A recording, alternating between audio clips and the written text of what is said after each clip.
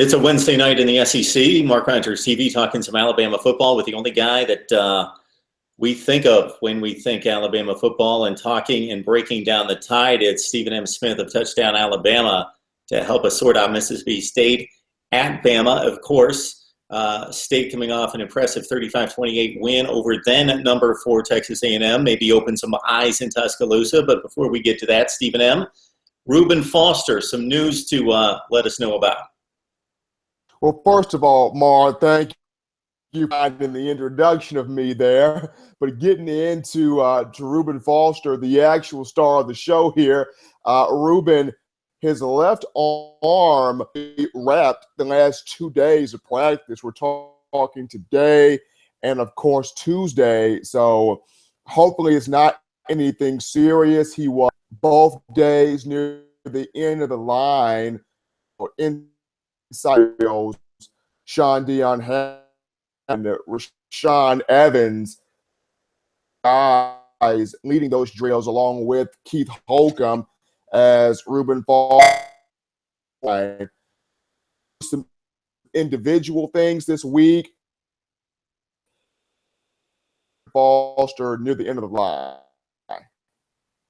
All right, Stephen, Mississippi State running the football rather well this week against Texas A&M. Nick Fitzgerald for $182 out of the quarterback spot. He's been playing some pretty good football, and really, as Nick Saban alluded to this week, the offense runs through him, both running and passing. Aris Williams also off the deck for his biggest game of his short career with 140 against the Aggies. This is quietly the number 4 rushing offense in the SEC at 227 yards per game. Solid offense. Dan Mullen has done a fantastic job. Talk about Mississippi State started the year at 2-4.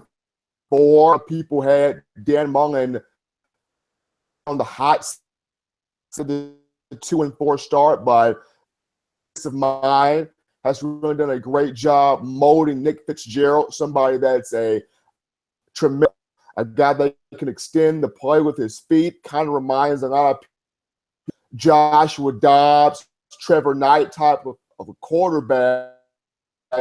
Those two pretty well, but then the one thing that Nick Fitzgerald does have is a complement in the backfield with Aris Williams, and then also on the receiving end, you have Fred Ross and Donald Gray. And a lot of people talk about Fred Ross, who's the potential more than the first round, early second round pick going into next year's.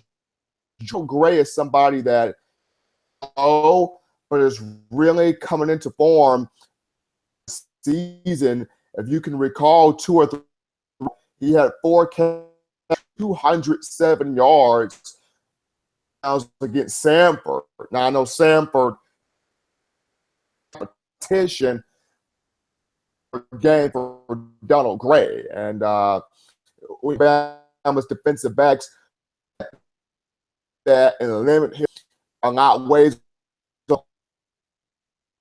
Missing team 4-5, scrapping back to get a bowl, especially after the 2-4 start. But you got to give Dan Mullen a lot of credit for keeping his guys together, keeping his guys in. Nick Fitzgerald, a very solid player that can definitely extend your defense out when you talk about this. So Mississippi State showing some life getting off the deck after losing 4 of 6, as you mentioned, with a couple impressive performances recently, but nothing close to what they showed in Starkville against the Aggies. Of course, they had the benefit of losing Trevor Knight and not having to deal with him for most of the game. Based on what Alabama did against LSU Saturday night in Baton Rouge, Stephen, I would say that is one of the more dominating performances.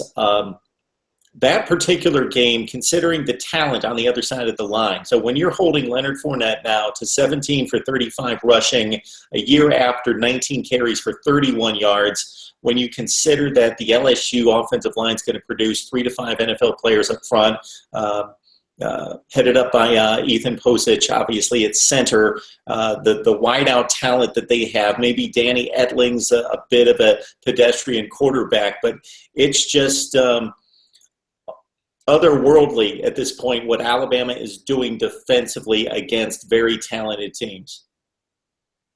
Goes back to that other mindset, Mark.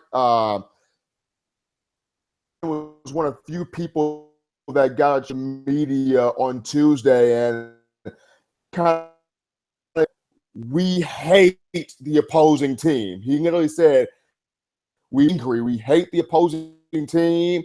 Our job is to kill and knock out the opposing team. And the way he said that, intensity, his defense in a sense of to the year would be a very athletic defense. We all knew how fast it was going to be, how it was going to be. But when you talk about playing with that mindset of we're all together, selfish, and we're going to be that every offense hates to go against, that this season.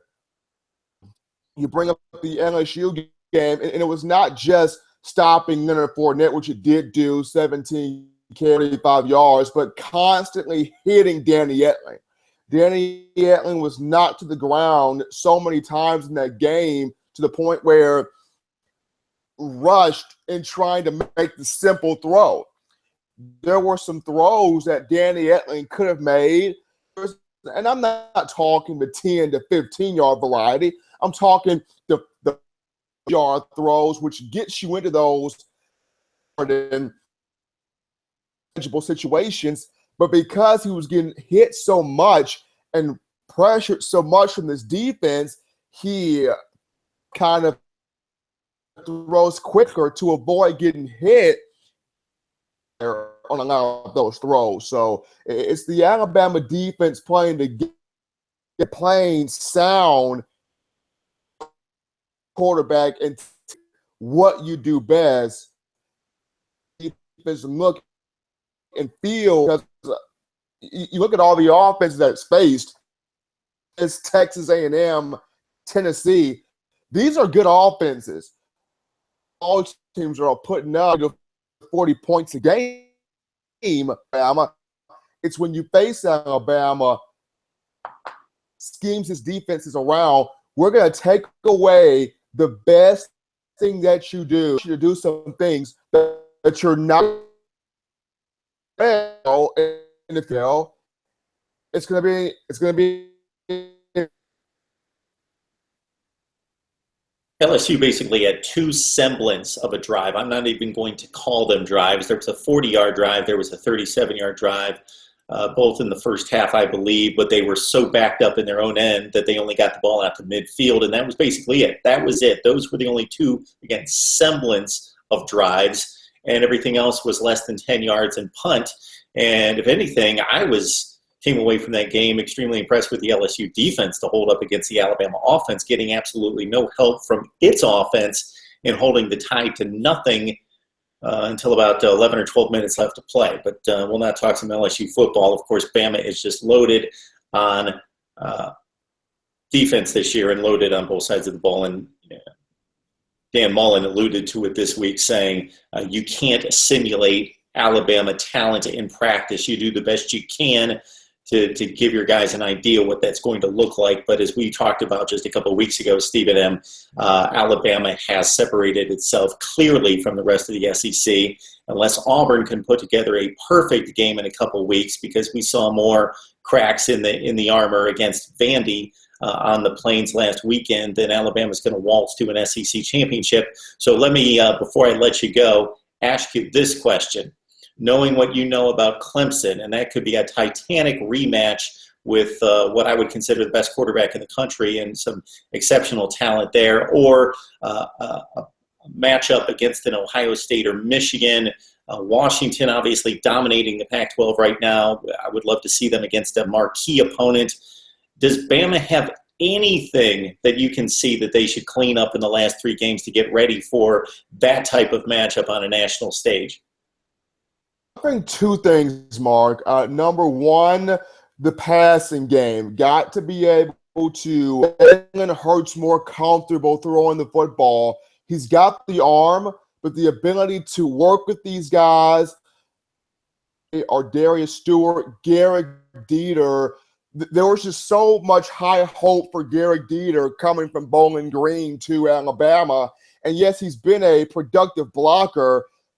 See him be able to catch the football. And the best way for him to do that is you got to have Jalen Hurts work with these guys in practice, work with these guys after practice, really get a handle on being a polished, being a productive passer.